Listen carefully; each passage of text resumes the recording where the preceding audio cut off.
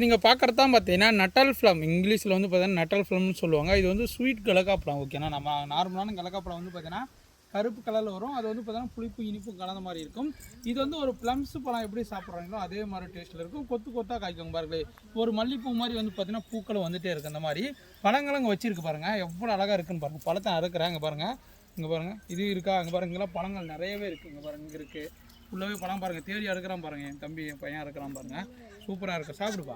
இந்த பாருங்கள், இந்த மாதிரி பால் வரும். அந்த பாலை வந்து இப்படி நசுக்கிட்டு நம்ம இப்படி ஒதிரிட்டு பாருங்க, அப்படி டேஸ்ட்டுங்க. செம்ம டேஸ்ட்டு. அந்த மாதிரி நட்டல் பழம் தான் சாப்பிட்ணுன்னு ஆசைப்பட்டேன். நம்மக்கிட்ட இந்த பிளான்ஸ் எல்லாம் அவைலபிள் இருக்குது. ஒரு நீங்கள் ட்ரம்பில் வச்சு வளர்த்துக்கலாம், நிலத்தில் வச்சு வளர்த்துக்கலாம். சூப்பரான நம்ம கிளைமேட்டுக்கு நல்லாவே வருதுங்க. ஒரு ப்ளம்ஸ் பழம் எப்படி சாப்பிட்றீங்களோ சேம் டேஸ்ட்டில் இருக்குது. அங்கே பாருங்கள், பழத்தை பிடிங்கி எப்படி சாப்பிட்றதுன்னு பாருங்கள். அந்த அளவுக்கு பார்த்தீங்கன்னா குழந்தைங்களுக்கு எல்லாருக்கும் ரொம்ப பிடிக்கும்.